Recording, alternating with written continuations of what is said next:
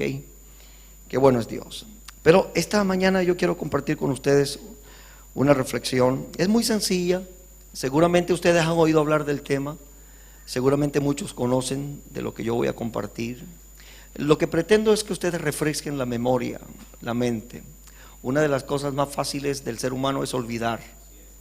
Y yo quiero que ustedes refresquen lo que conocen. Si alguien no conoce algo de esto, entonces va a aprender, va a recibir. Porque es importante, muy importante, como decía San Pedro, no me cansaré de repetirles las mismas cosas hasta que yo parta, porque lo que queremos es que podamos ser esas mujeres, esos hombres que Dios quiere que seamos para que podamos hacer lo que Él quiere que hagamos. Entonces yo quiero que vayan un momentico, por favor, en el libro de los Hechos.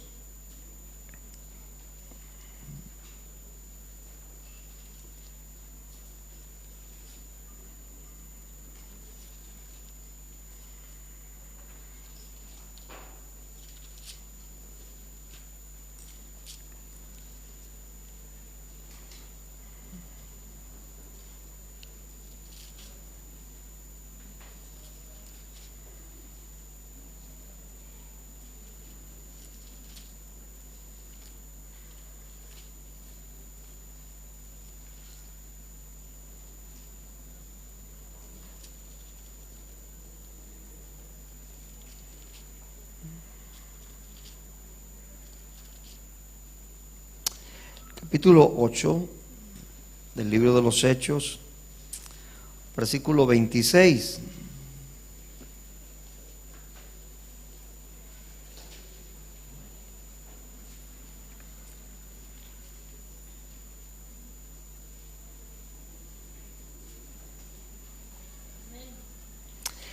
La palabra de Dios dice así, 8:26 de Hechos: un ángel del Señor habló a Felipe diciendo: levántate y ve hacia el sur por el camino que desciende de Jerusalén a Gaza, el cual es el desierto.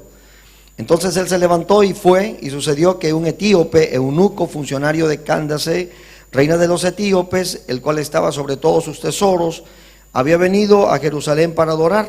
Estaba regresando en su carro y leyendo al profeta Isaías. Y el Espíritu dijo a Felipe: acércate y júntate a ese carro. Acudiendo Felipe, le oyó que leía al profeta Isaías y dijo: ¿pero entiendes lo que lees? Y él dijo: ¿y cómo podré si alguno no me enseñare? Y rogó a Felipe que subiera y se sentare con él. El pasaje de la escritura que leía era este: como oveja a la muerte fue llevado, y como cordero mudo delante del que lo trasquila, así no abrió su boca. En su humillación no se hizo justicia, mas su generación, ¿quién la contará? Porque fue quitada de la tierra de su vida. Respondiendo el eunuco, dijo a Felipe: te ruego que me digas, ¿de quién dice el profeta esto? ¿De sí mismo o de algún otro? Entonces Felipe, abriendo su boca y comenzando desde esta escritura, le anunció el evangelio de Yahshua.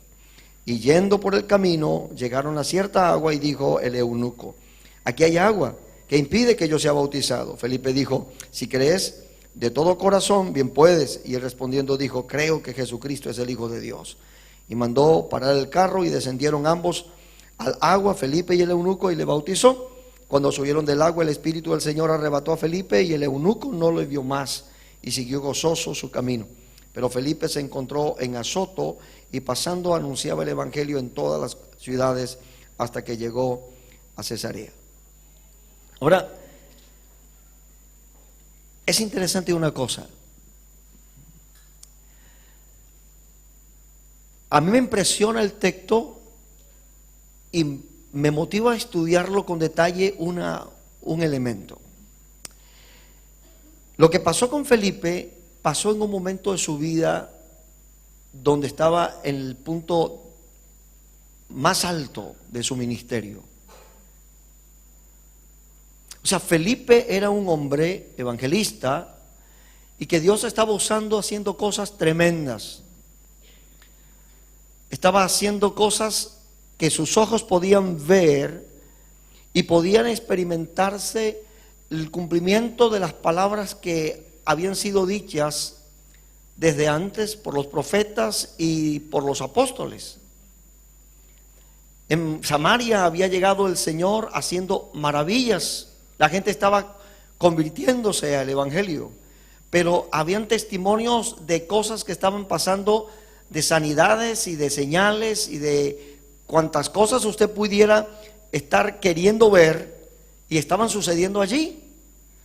Y él era el líder del mover de Dios en ese momento. Era la persona que Dios estaba usando para moverse y para hacer todas las cosas que estaban sucediendo. Entonces usted puede pensar a una persona que está en su momento más fervoroso de trabajar para Dios y ver resultados, ver cómo la gente viene a los pies de Jesucristo cuando usted predica la palabra, ver cómo las cosas están sucediendo y las cosas que están pasando que confirman el testimonio del evangelio. Los paralíticos caminando, los ciegos están viendo, los mudos están hablando, ¿verdad? Entonces él estaba allí en un momento tremendo, y el Señor envía un ángel y le dice a Felipe: Felipe, yo quiero que te mováis de aquí. Yo creo que Felipe se sacudió y dijo: ¿será cierto lo que estoy oyendo? ¿Será así? Y le dijo: sí, debes moverte de aquí. ¿Y a dónde voy? Porque si me vas a sacar de Samaria, donde están pasando tantas cosas buenas, donde estoy experimentando la gloria de Dios, donde estoy viendo el mover de tu Espíritu Santo, tú me tienes que llevar a un sitio mayor. O sea, si estoy en un local donde hay 200 personas, quiere decir que me vas a llevar donde hay 1000, ¿verdad? Porque nosotros usamos cosas como: Dios me va a llevar de gloria en gloria y de victoria en victoria. Pero no entendemos que la gloria de Dios no depende de la cantidad y de la multitud, ni depende de lo que nosotros imaginamos como seres humanos meramente terrenales. Hay cosas que van mucho más allá de lo que nosotros imaginamos o entendemos. Entonces Dios le dijo: bueno, mira, sí, yo te voy a llevar a una parte donde vas a hacer algo tremendo, mucho más impactante de lo que estás haciendo aquí. Y dijo: mira, tú vas a ir al desierto. ¿A dónde? Al desierto. Al desierto, pero en el desierto no hay nadie, Señor. Pero allí es que yo necesito que vayas. Pero Señor, usted sabe lo que me está diciendo. Usted sabe la cantidad de gente que está llegando a tus pies. Usted sabe lo que está aconteciendo con las personas que están creyendo en el evangelio. Usted sabe cómo estamos influyendo. Mire, hasta los brujos están dejando los caminos de maldad y están soltando todas aquellas cosas y están viniendo a caminar contigo. Están experimentando un nuevo nacer, una nueva vida. Mira, aquí hay gente, aquí no son sueños, aquí hay cosas que están aconteciendo. Sí, pero yo tengo algo importante que debes hacer allí en el desierto. Felipe se fue al desierto. Y dice el texto exactamente: un ángel del Señor habló a Felipe diciendo: levántate y ve al sur por el camino que desciende de Jerusalén a Gaza, el cual es desierto. Entonces él se levantó y se fue, y sucedió que un etíope eunuco estaba regresando, porque era un hombre que tenía temor de Dios en su corazón. Era un hombre que quería conocer de Dios. No era judío, no era israelita, pero en su corazón había ansias, hambre de Dios. Y era tanto así que tenía un rollo del libro de Isaías. Y puede que usted no entienda, ni siquiera se imagine lo importante y lo profundo de esto. ¿Por qué? Porque usted tiene en su casa Biblias. Normalmente cuando me paro en el púlpito predico o me llevo 5 o 6 Biblias de diferentes versiones. Porque a veces me gusta leer las diferentes versiones para profundizar en la gente lo que está pasando con el texto. Y en la biblioteca nuestra tenemos Biblias en diferentes idiomas, con análisis, con estudios y con de todo. Y usted en su casa compra, y aunque hoy en día las Biblias están costando bastante costosas, sin embargo, es fácil adquirir relativamente una Biblia y tenerla en casa. Hay gente que tiene Biblias en su casa y no las lee nunca. Pero tener un rollo del libro de Isaías en ese momento no era cualquier cosa. Y él cargaba un rollo del libro de Isaías y estaba leyendo exactamente Isaías 53. Y usted sabe que Isaías 53 es una porción netamente mesiánica. ¿Qué pasó? Él va en su carruaje, un hombre importante, era un eunuco, pero un hombre importante. Dios no hace distinción de personas. Para Dios todos los seres humanos le costaron el mismo precio. Dios pagó por usted el mismo precio que pagó por los que están en Israel, por los que están en la China, por los que están en Estados Unidos, por los que están en África, los que están en cualquier parte del mundo. Dios pagó el mismo precio, le costó lo mismo, le costó la vida de su hijo. Y Dios amó tanto a ese eunuco que fue capaz de sacar a Felipe de un mover tremendo del espíritu, solo para que él escuchara el mensaje y entendiera lo que no podía entender. Y hubo una palabra clave. Le dijo: ¿entiendes lo que lees? Él iba allí, Felipe se puso al lado de él caminando y le pregunta, cuando escuchó que estaba leyendo, ¿verdad?, al profeta Isaías, le dijo: ¿entiendes lo que lees? El etíope le dice: ¿cómo entenderé si no tengo quien me explique? Lo importante que tenemos que reconocer de tener a alguien que nos ministre, nos explique, nos enseñe, nos guíe en el conocimiento de la palabra de Dios. Muy importante. Por eso la palabra de Dios dice: no os hagáis muchos maestros. Hoy en día, lamentablemente, hay tanta gente que quiere ser maestro y no entienden que el ser maestro es un reconocido llamamiento de Dios, capacitación de Dios. ¿Para qué? Para formar. Sí, es verdad que todos tenemos, a los que hemos creído, todos hemos sido sellados y todos hemos recibido al Espíritu Santo como arras de la herencia que Dios nos ha dado y como identificación de que somos parte de ese cuerpo. Eso es cierto. Pero no es verdad que porque yo tengo el Espíritu Santo, entonces yo puedo entender la palabra sin la necesidad de alguien que me enseñe, que me eduque, que me forme, que me capacite, que me dirija. Yo necesito a esa persona, porque a Dios le plació que fuera así. No es que se me ocurrió a mí, que se me antojó, porque yo mismo me llamé, me aparté, me dije, me consagré, voy a ser pastor, voy a ser maestro, y entonces no.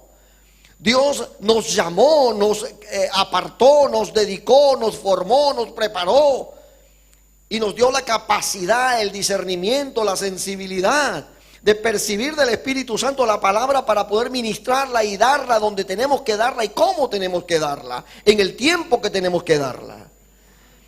Y ahí está el elemento. Entonces, ¿entiendes lo que lee? ¿Cómo entenderé si no tengo quien me explique? Era necesario. Ahora yo voy a ligar esto con algo. Cuando Jesucristo vino a la tierra, el Hijo de Dios se hizo carne,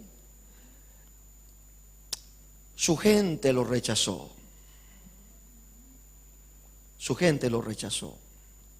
La palabra dice en Juan capítulo 1, a lo suyo vino, no dice a los suyos, dice a lo suyo, a lo que le convenía, a lo que era su incumbencia en la historia en ese momento. Ustedes saben que el Señor Jesucristo entró en la sinagoga en Nazaret, le dieron el libro del profeta Isaías a leer. Él leyó la porción del profeta donde decía, ¿verdad? Porque me ungió el Espíritu para dar buenas nuevas a los pobres, a soltar a los cautivos, y leyó esa porción y la cerró en un momento y dijo: hoy se ha cumplido entre ustedes esta palabra. Pero lo interesante, cuando usted lee a Lucas, que lo cita, y va al libro de Isaías y lee lo que Jesús leyó, usted sabe que se va a preguntar por curiosidad, va a decir: ¿por qué el Señor cerró el libro exactamente cuando llegó a ese punto? ¿Por qué no continuó leyendo? Porque es que en ese momento, cuando Jesús cierra el libro y le dice: hoy se ha cumplido entre ustedes la palabra que he leído, les está diciendo: para esto fue que vine en esta oportunidad. a proclamar el año agradable al Señor, del Señor. Pero usted sigue leyendo y entonces viene otra porción que tiene que ver con otro sentido de la venida del Señor a la tierra, pero que no era precisamente el año agradable del Señor. Entonces, cuando Jesucristo vino a la tierra, dice el apóstol Juan, a lo suyo vino y los suyos no le recibieron. Pero a todos los que creen, a los que le reciben, les da el derecho de convertirse en hijos de Dios. Ahí hay muchas cosas, hay mucha tela que usted tiene que cortar. Primero, no todos son hijos de Dios, porque si Él le da el derecho y capacidad de convertirse en hijos de Dios, es a aquellos que creen y que le reciben. Si no crees y no le recibes, no importa si sabes que existe, no importa si de niño te criaron y te formaron, no importa si tenías conciencia de Él, necesitas creer y recibir. Esas palabras, ¿verdad? No simplemente que, bueno, yo creo, muchos creen, los demonios creen y tiemblan. Entonces hay que tomar decisión, hay que estar conteste con Dios y saber que Él vino con un objetivo y entonces pide y demanda que yo le reciba. Y eso implica lo que decía él a Nicodemo, un nuevo nacer. Y ese nuevo nacer es reconocer que necesito, ¿verdad? Cuando fue Nicodemo le dijo, Señor, sabemos que ha venido del Señor, porque si nadie hace lo que tú haces si Dios no está con él. Y ciertamente, Nicodemo, te voy a decir algo, para ir al reino de Dios necesitas nacer. ¿Y cómo podrá ser eso si yo soy un hombre viejo? ¿Me podré meter de nuevo en el vientre de mi madre y volver a nacer? No, Nicodemo, ¿eres tú maestro de Israel y no sabéis estas cosas? ¿Qué pues le estáis enseñando a la gente? Ahí está el meollo. Entonces, el Señor vino a lo suyo y los suyos no le recibieron. Ahora usted tiene que preguntarse por qué no le recibieron. No fue por capricho, había muchas cosas que tienen que ver con la cultura judía o del mover del pueblo de Dios en ese momento cuando Él viene a la tierra. Porque ese pueblo se formó unos cuantos miles de años antes de que Él llegara. Y tuvo una trayectoria como pueblo escogido de Dios. Pero qué interesante que cuando el Señor vino a la tierra y nació como un bebecito, habían hombres como Simeón y mujeres como Ana, la profetisa, que cuando le fueron a presentar el templo y lo vieron, ellos creyeron, reconocieron que era el Mesías que había venido y que ellos estaban esperando por años.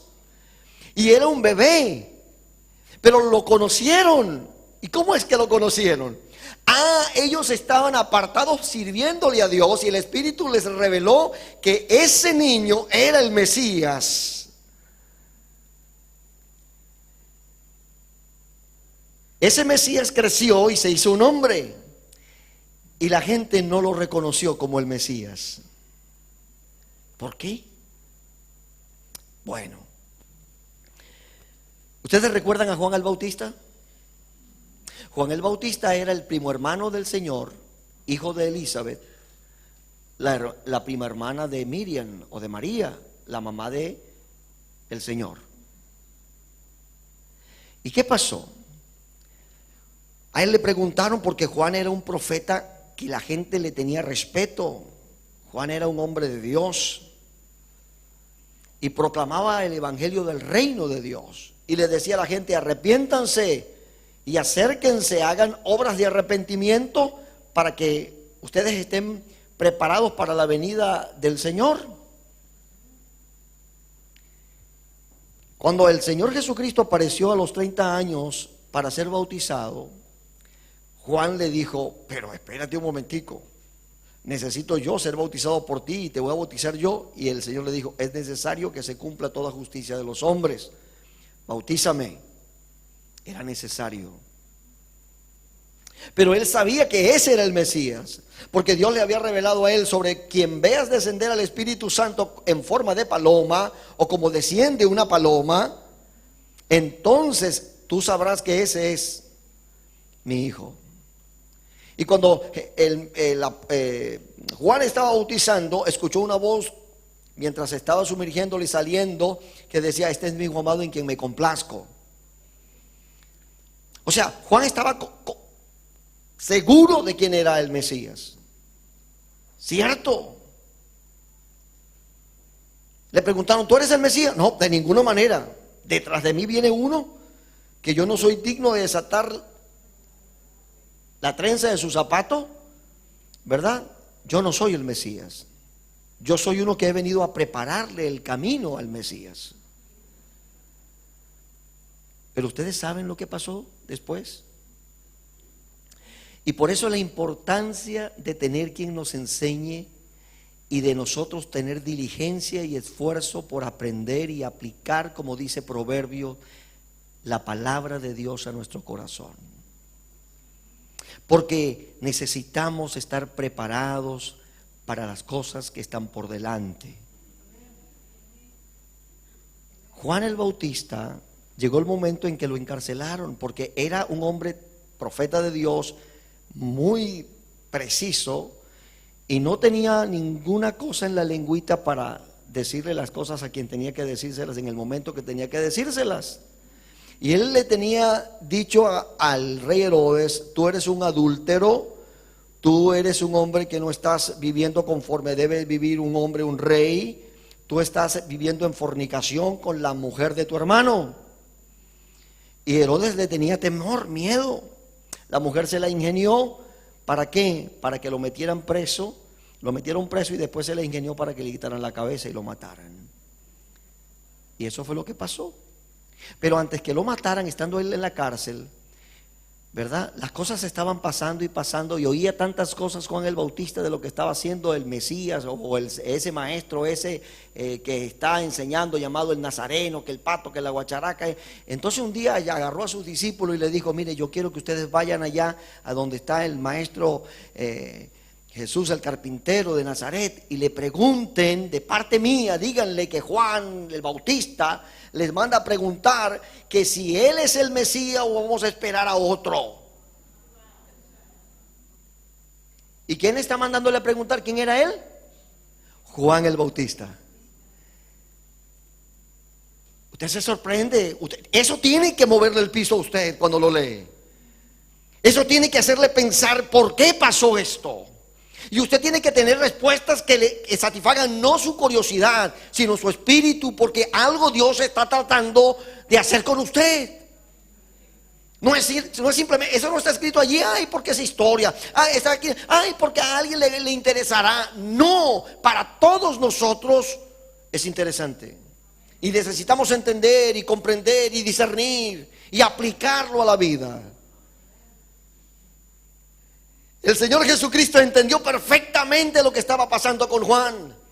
Y le dice a los discípulos de Juan: vayan, díganle a Juan que los cojos están caminando, que los ciegos están viendo, que los paralíticos están levantándose, que los muertos están resucitando. Y díganle: bienaventurado el varón que no haya tropiezo en mí.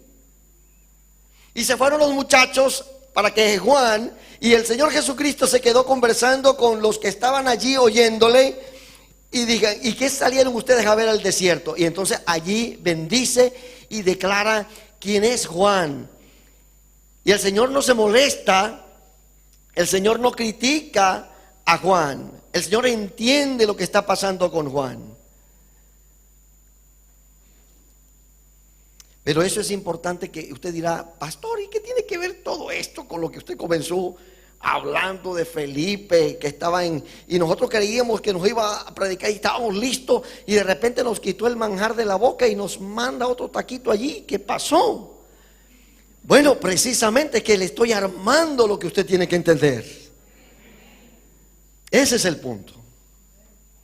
Estoy dándole un ejemplo de la Biblia, de lo que pasa cuando no entendemos las cosas que Dios escribe para su bendición. Cuando usted no es capaz de comerlas y digerirlas y sacarle la sustancia que puede nutrir su corazón y darle fuerza para el caminar de todos los días, de la pequeña y de la gran cosa, entonces lamentablemente pareciera que estamos perdiendo el tiempo. La vida cristiana no es simplemente, y entiéndame lo que voy a decir, por favor. Si vamos a gozarnos, vamos a gozarnos. Hay tiempo para todo. Vamos a brincar, brinquemos. Vamos a aleluya, aleluya. Vamos a hacer todas las cosas que sean dentro del plan de la perspectiva divina. Hagámoslo, gocémonos, gritemos, dancemos, todo. Pero entendamos una cosa, eso no es la vida cristiana. Ese es un elemento de la vida cristiana. Porque ¿qué va a pasar cuando usted, después de un buen culto, donde el Espíritu se movió, donde usted sintió la presencia, donde su cuerpo se sintió estremecido por el Señor, se va a su casa y comienzan los problemas durante la semana? ¿Qué va a pasar? ¿Va a comer? ¿Va a vivir de los gozos, del brinco, de la alabanza, de la gloria? No, usted no va a vivir de eso. Eso fue el momento donde te sintió, donde lo fortaleció, donde expresó, donde adoró, donde le dijo a Dios lo que le amaba y todo. Pero lo que le va a servir a usted para resolver el problema del día a día, en la casa, en la calle, en el trabajo, con la familia, con el amigo, con el compañero, con el vecino, en las circunstancias de la vida, va a ser cuánto conoce y cómo aplica la palabra de Dios. Ahí está el elemento.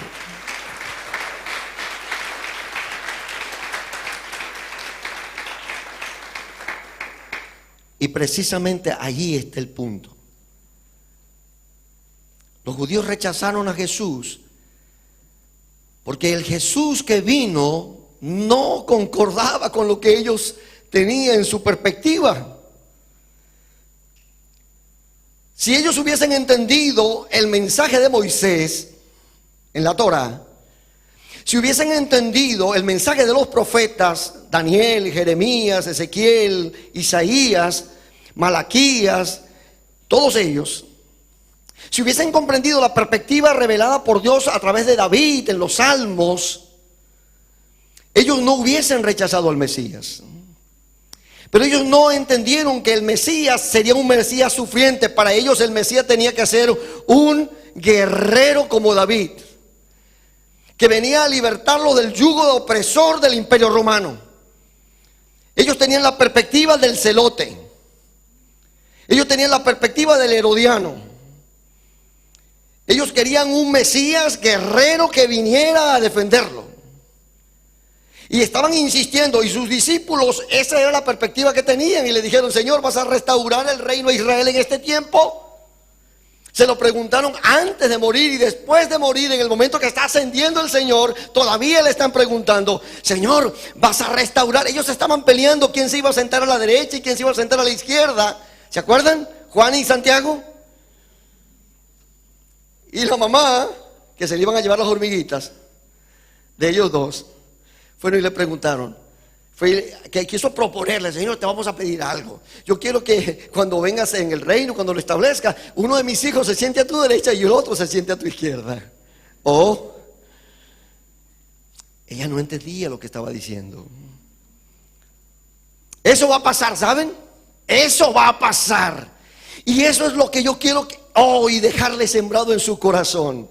Si usted no se pone las pilas para discernir y entender el mensaje que está escrito, para ponerle el corazón a la palabra que Dios le da al pastor y al profeta y al hombre de Dios que pone aquí delante para enseñarle, si usted no aplica su corazón a esa palabra, si usted se conforma solo con lo que usted está escuchando ahorita, pero cuando llegue a su casa no es diligente como lo debería, para examinar, para averiguar, para entender, para discernir, para hacer que sus músculos, que sus tendones, que sus huesos se impregnen del sentir de Dios, para que esté preparado. ¿Para qué? Para que cuando las cosas pasen usted pueda decir: esto es exactamente. Usted necesita entender, pero para eso necesita quien le explique. Pero entonces, aparte de quien le explique y usted comprende, tiene que accionar. ¿Qué dijo el etíope? Porque entendió perfectamente cuál era el mensaje, Felipe comenzó en la porción que estaba leyendo ahí, Isaías 53, y lo paseó por el mensaje del evangelio, lo llevó hasta la muerte y resurrección de Jesucristo. No lo dice, pero eso es lo que hizo. Y entonces el etíope entendió y preguntó: ¿y entonces qué impide que yo sea bautizado? Yo creo. ¿Tú crees que el Señor Jesucristo es el Mesías, el Salvador? Sí. ¿Que tú eres pecador? Claro. Lo necesito. ¿Qué impide? Nada. Entonces vamos a bajarnos aquí. Y eso te demuestra que cuando el hombre cree en el Señor, lo que necesita es simple y llanamente, ¿verdad?, accionar, mostrar con acciones de obediencia y de humildad lo que está recibiendo en su corazón. Y eso fue lo que pasó con Felipe. Lo bautizó. Después pasó algo fenomenal para Felipe. El Señor le dice: hijo, fuiste capaz de pagar el precio. Te saqué de un sitio. Tú no entiendes, Felipe, lo que hiciste, pero para mí era más importante el etíope en este momento que toda la multitud de Samaria. Cuenta la historia, en la tradición histórica se cuenta que ese etíope fue el que dio origen a un gran mover de Dios de fe en Etiopía, y que se fundaron la iglesia cristiana y todas las cosas que pasaron después, por la obediencia de aquel hombre de obedecer el mensaje que Dios le estaba diciendo: vete, deja aquello y vete para allá. ¿Ok? Entonces necesitamos pensar, ¿qué está haciendo Dios? La palabra hay que recibirla, pero hay que entenderla. ¿Cómo hay que entenderla? Desde la perspectiva de Dios. Los judíos estaban esperando un Mesías que tenían una visión diferente, de que él tendría que venir primero a proclamar el año agradable. Cada vez que ellos leían el rollo de Isaías, si ellos hubiesen entendido que el Mesías tenía primero que morir y resucitar, y que el evangelio iba a alcanzar las naciones, y que muchos iban a ser bendecidos. Eso está escrito desde Génesis. Pastor, ¿dónde está escrito? Yo no lo he leído, y yo he leído toda la Biblia y no he leído eso. Mentira, usted tiene que haber leído y haber... Que usted no lo entendió es otra cosa. Pero cuando dice en Génesis capítulo 12: vete de tu tierra y de tu parentela a la tierra que te mostraré, y haré de ti una nación grande, serás bendición para los que te bendijeran y maldición para los que te maldigan, ¿verdad? Y después ratifica el pacto y le dice: en ti serán benditas todas las naciones de la tierra, tu descendencia será como la arena del mar. Ratifica el pacto con su hijo Isaac, y lo ratifica con Jacob, y lo ratifica con las tribus, hijos descendientes de Jacob. Esa misma palabra, necesariamente tenían que ser bendecidos todas las naciones de la tierra.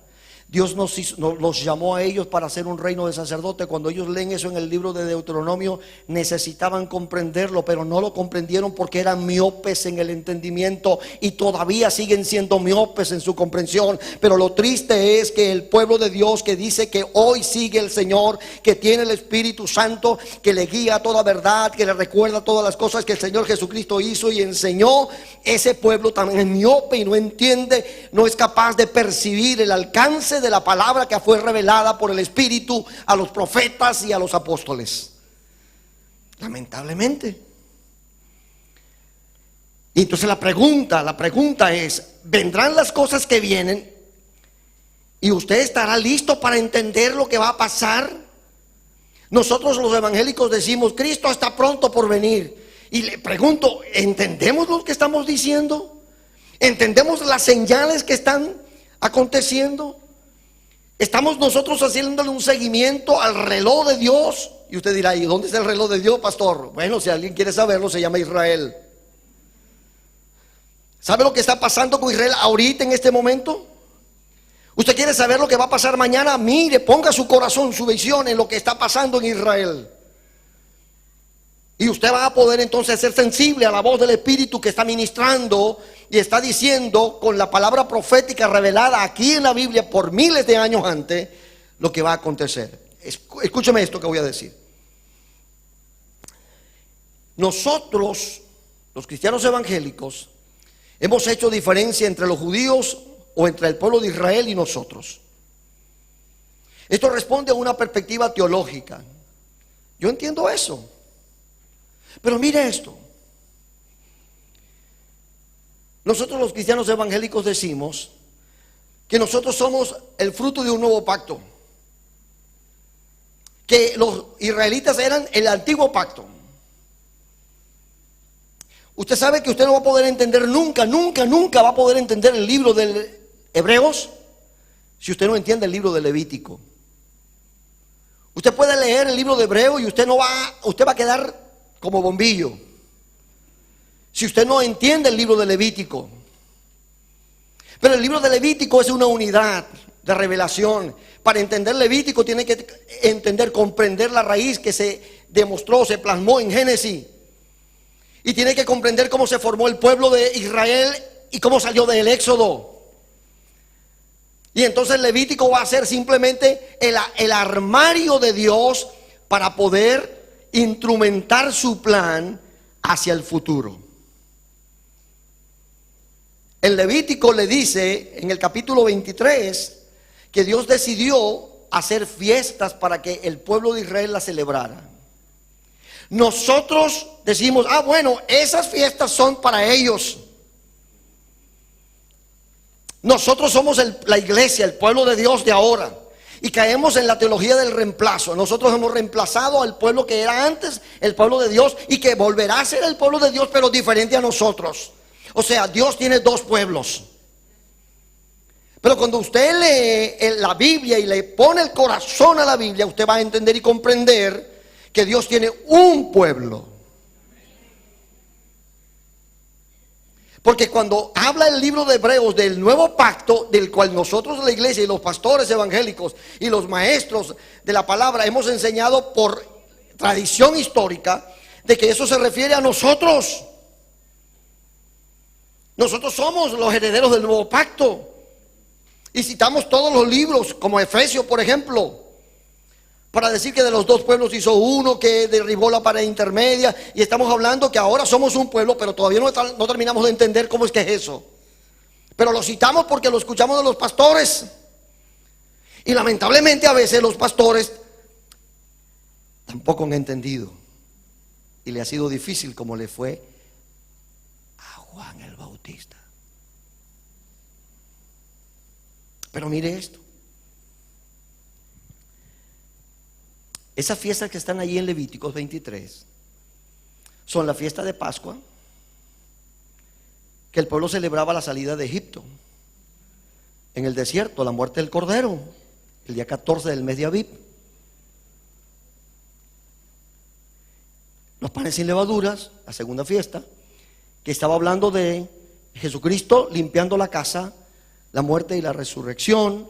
Es la fiesta de las primicias. Y 50 días después de esa fiesta de las primicias, o sea, Cristo se presentó en su resurrección como los frutos primeros. Entonces esas tres fiestas, Pascua, panes sin levadura y primicias, Cristo las cumplió en su primera venida. Cristo murió un día de Pascua. Cristo celebró, ¿verdad? O fue el objeto de su cuerpo sepultado, o sea, la levadura quitada, y se resucitó para presentarse ante el Padre como las primicias de los frutos. Y 50 días después, ¿verdad? Jesucristo envía con su Padre al Espíritu Santo en la fiesta de Pentecostés, la cuarta fiesta de lo que llamamos las fiestas de primavera. O sea, el Señor Jesucristo cumplió en su primera venida las 4 fiestas de primavera. Todo el ministerio de Cristo, usted tiene que entenderlo bajo la perspectiva de lo que está allí escrito. Las 4 fiestas cumplidas por Él. Ahora, todavía están pendientes las fiestas de otoño. Las fiestas de otoño son 3 fiestas que se conocen como el Yom Teruah, que es la fiesta de la trompeta, ¿correcto? Después viene la fiesta de la expiación o la fiesta del perdón, y después viene la fiesta de Sukkot o la fiesta de los tabernáculos. 3 fiestas más. Escúcheme, tremendo.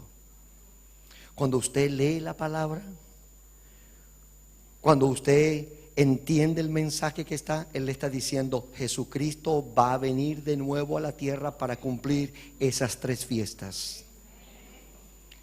Y cuando usted lee lo que dice capítulo 8, 9 y 10 de Hebreo, que le está diciendo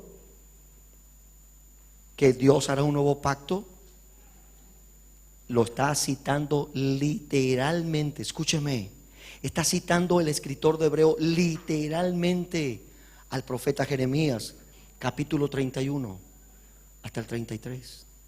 Y le está diciendo: yo haré un nuevo pacto. ¿Con quién? Con la casa de Judá y con la casa de Israel. Pregúnteles, ¿dónde dice allí que Dios hará un nuevo pacto con usted y conmigo? En ninguna parte. Espera un momentico, pastor.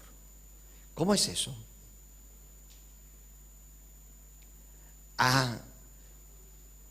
Pero usted nos va a decir la otra parte, pastor, seguro. Sí, se las voy a decir.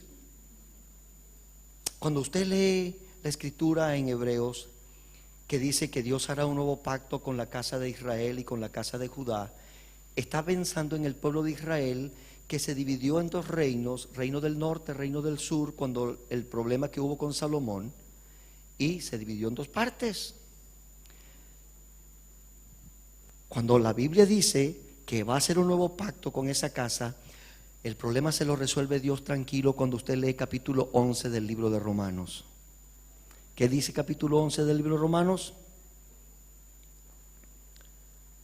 Que una cosa pasó con Israel, endurecimiento en parte, para que entrara la plenitud de los gentiles.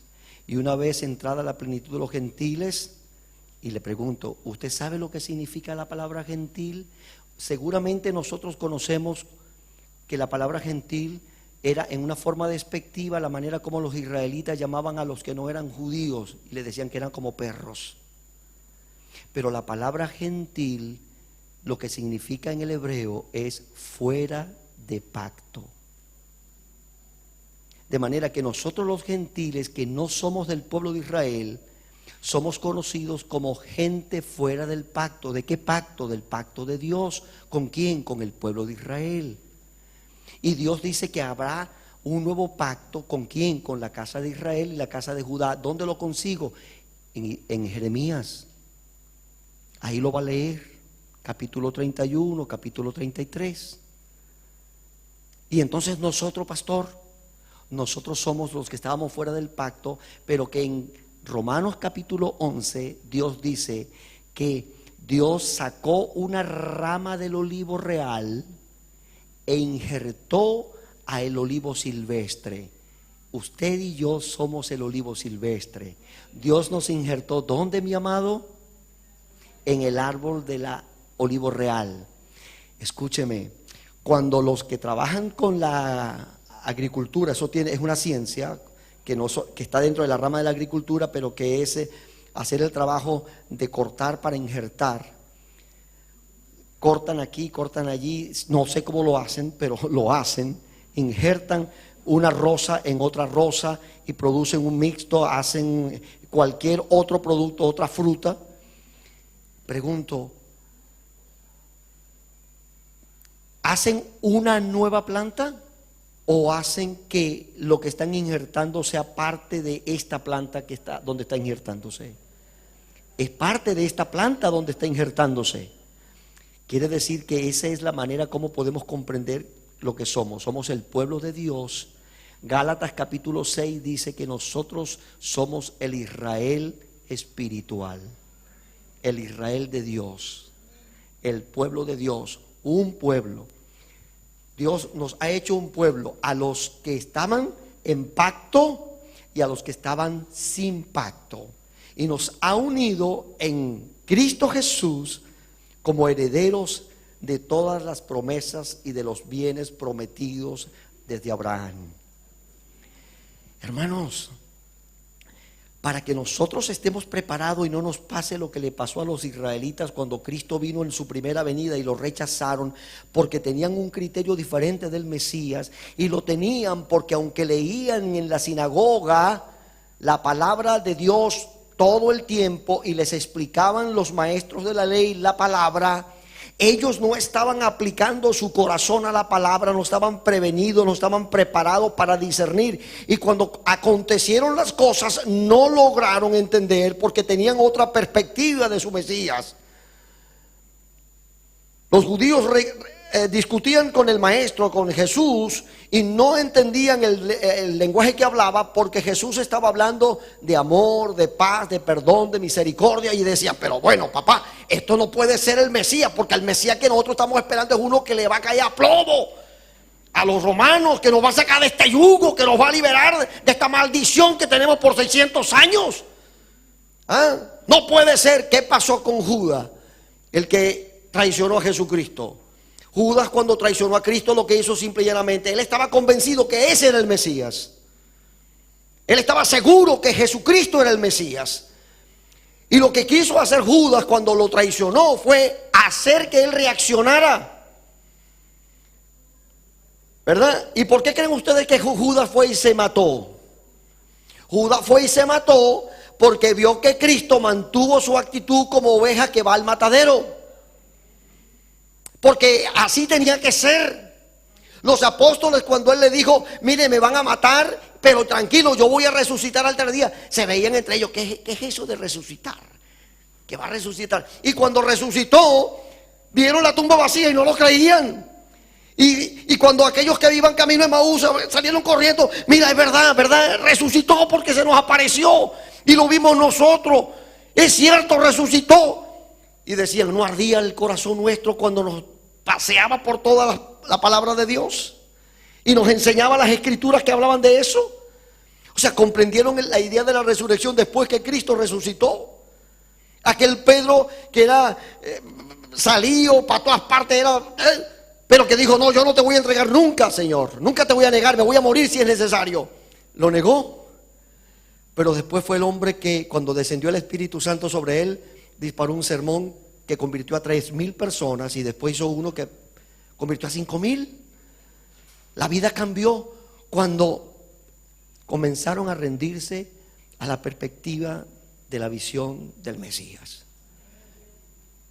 Lo que yo quiero decirle, mi amado, es que usted necesita estar preparado para entender la Escritura. No se puede conformar con venir el domingo, con venir el sábado, con venir el viernes al culto. Hay que hacer eso. Hay que compartir el evangelio con los vecinos, con los amigos, con los familiares. Hay que hacerlo, ¿cierto? Hay que cumplir con nuestra responsabilidad de dar de lo que Dios nos ha dado, como nos ha bendecido, con alegría, no con tristeza, no por necesidad. Debemos ser responsables con el mantenimiento de la obra del Señor. Claro, para eso Dios nos ha bendecido. Hay que hacerlo, hay que adorar a Dios. Claro, Él merece toda adoración, todo culto de alabanza para su nombre. Amén. Pero tenemos que estar apercibidos de las cosas que están por acontecer, y eso lo vamos a demostrar con una conducta y una vida que se refleje en acciones conforme a lo que hemos aprendido de la Escritura. Les voy a decir algo y con esto cierro. Juan el Bautista es el producto de una oración. Porque cuando Dios va a hacer algo tremendo, normalmente Él mismo hace que vengan los problemas, para que cuando las cosas pasen, la gente entienda, mira, esto no es obra de hombres, esto es un milagro donde la mano mía está metida por medio. Escúcheme, la esposa de Abraham era estéril. ¿Y a qué edad parió Saraí o Sara? A los 70 y tantos, a los 90 años. Después la esposa de Isaac era estéril. Y oró por 20 y tantos años para que Dios la sanara y le diera un hijo. La esposa de Jacob, la amada por la que trabajó 14 años, era estéril. Y ya al final de la vida, Dios le concedió que naciera José y naciera Benjamín. ¿Ok? La mamá de Samuel era estéril. Y Dios le permitió vivir la experiencia de la angustia, de la vergüenza, y clamó a Dios, y Dios la oyó y le respondió. Y él se llama Samuel porque significa pedido a Dios. Como para que no quedara duda. Y sabe que Samuel es el último de los jueces, el primero de los profetas. Cuando usted va haciendo, va llevando el punto, la mamá de Juan el Bautista era estéril. Y Zacarías, su papito, y Elizabeth estaban orando a Dios para que Dios le quitara la afrenta, porque era una afrenta para una mujer no tener hijos en aquel tiempo. Hoy en día no, hoy en día la mujer, si no para y dice aleluya, esa es una bendición del Señor. Porque cuida su estética, cuida su cuerpo, su todo, y entonces cree que tiene amarrado al marido porque ella está bonita. Se perdió la perspectiva de lo que dice la Biblia. ¿Ok? Entonces cada vez que Dios hace que algo pase con respecto al nacimiento, por ejemplo, de un ser, lo deja que no haya chance ni manera ni forma de pensar otra cosa, sino que es el plan de Dios. O sea, no había manera ni forma de que Juan el Bautista naciera si no era por un milagro. Y estaba su papá Zacarías, le había tocado el tiempo de su ministración, estaba ejerciendo su sacerdocio, le tocaba presentarse en el templo para ministrar. Y estaba ministrando cuando se le apareció un ángel llamado Gabriel y le dijo: pajarito, vengo con una información de parte del Eterno para decirte que Dios ha concedido que la mujer tuya te dé un hijo.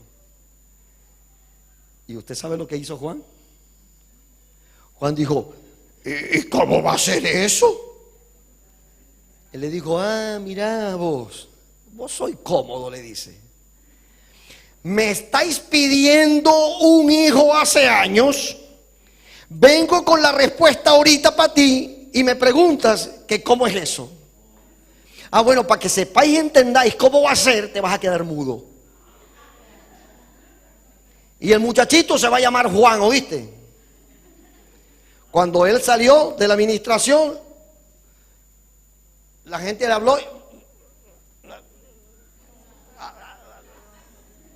Entendieron que había visto una visión. Cuando nació el muchachito, que lo iban a presentar, todo el mundo dijo: se va a llamar como el papá Simeón, Zacarías. Y él: no, como el abuelito. No, se va a llamar Juan, dijo el tipo. O sea, habló para decir cómo se iba a llamar, porque así había dicho el ángel que tenía que llamarse. Hermanos, Dios quiere que usted y yo entendamos algo y lo asumamos. Necesitamos ejercitarnos en la práctica. Ese hombre de Dios, sacerdote, estaba pidiendo a Dios. ¿Cuántas veces usted ha pedido a Dios y en el corazón usted no cree que Dios va a responder? Por favor, hermano, si usted no cree que Dios va a responder, no pida. No pida, porque está avergonzando a su papá. ¿Ok? Yo admiro a las personas que han nacido en hogares evangélicos, hogares evangélicos, y que crecen y se apartan del camino de la enseñanza que le dieron. Muchos siguen diciendo: yo soy evangélico, y todo el mundo dice: mi alma, evangélico, pero ¿usted sabe lo que significa honrar al Padre? Honrar al Padre significa no dar lugar para que lo señalen con el dedo. Eso es lo que significa honrar. No es darle una nevera el día del cumpleaños, el día del Padre. No es darle un carro, no es comprarle una casa. Eso no es honrar al Padre. Por favor, no entiendan. Los ladrones le dan a sus esposas y a sus hijos y a sus mamás y a sus papás de todo. De lo que le quitan a los otros, lo comparten con su familia. ¿Usted cree que eso es dinero bien habido y están honrando a la familia? Entonces quiere decir que dar esas cosas no es honrar. Honrar es no dar lugar para que señalen con el dedo al ser querido. No des lugar para que señalen a tu papá Dios cuando tú dices que tú eres evangélico y estás viviendo una vida desastrosa, que no es conforme al mensaje de Dios. Tú estás avergonzando el evangelio. Entonces me alegra cuando yo conozco hombres y mujeres que se han apartado del camino y dicen: yo no soy evangélico. Yo conozco del evangelio, pero no soy evangélico. Conozco de la palabra, mi familia, ¿verdad?, es cristiana. Yo nací en un hogar donde aprendí los principios de la palabra, pero yo no soy evangélico. ¿Por qué? Porque la palabra evangélico es la palabra más preciosa que puede haber. Yo siempre me acuerdo de Pablo cuando decía: no me avergüenzo del evangelio porque es poder de Dios para salvación. Yo no tengo temor de que todo el mundo sepa que soy un evangélico. ¿Tú eres cristiano? No, yo soy un evangélico. ¿Tú eres mesiánico? No, yo soy un evangélico.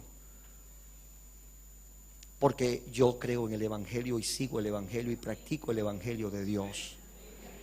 Entonces, hermanos, por favor, entienda, métalo en su corazón y haga que usted va a practicar lo que la palabra de Dios dice y va a poner en alto el nombre de Dios. Pero va a procurar entender lo que lee. Va a poner su corazón en la enseñanza del pastor. Y cuando llegue a su casa, usted va a examinar la escritura que usted escuchó del pastor y del predicador y del maestro. Y lo que usted no entiende, no va a decir: bueno, lo voy a entender en algún día. No, usted lo va a notar y usted se va a acercar al pastor. Perdóneme, pastor, que estoy poniendo más carga en usted. Pero usted se va a acercar a su pastor y a su maestro y le va a decir: yo quiero que usted me explique, pastor, esto que no entiendo. Porque he estado, y usted entonces, el pastor le va a dar instrucciones y usted va a ser diligente y va a llegar a su casa y va a buscar la concordancia y va a hacer las tareas que el pastor le pueda decir, el libro que el pastor le mande a leer, para que usted aprenda. Y usted estará apercibido. Usted sabe lo que pasó con las vírgenes apercibidas. Usted dice que el aceite representa al Espíritu Santo. Yo no voy a discutir con usted eso. Yo sé que el aceite es un símbolo del Espíritu y sé que, pero lo que el énfasis que está enseñando la parábola allí es la capacidad de apercibirse, de estar preparada, de estar vigilante. Eso es lo que está haciendo el énfasis. Usted necesita estar preparado, y la manera de estar preparado es saber todas las características. Cuando usted vea la higuera florecer, entonces entienda bien que el tiempo está cerca. Y usted sabe cuál fue la higuera que floreció para enseñarle que el tiempo estaba cerca. El pastor hizo mención ahorita que Israel fue una nación que estuvo casi 2000 años. 2000 años de la era cristiana, pero el pueblo de Israel estuvo desde el año 605 antes de Cristo, ¿verdad?, sin poder ser ellos los soberanos de la tierra que pisaban. Cuando Cristo vino, allí la tierra de Israel estaba bajo el dominio del Imperio Romano. Habían pasado casi 2600 años del predominio de los gentiles sobre Israel, hasta que en el 1947 la ONU decidió decretar que la tierra esa sería dada a Israel para que se formara y se constituyera como nación.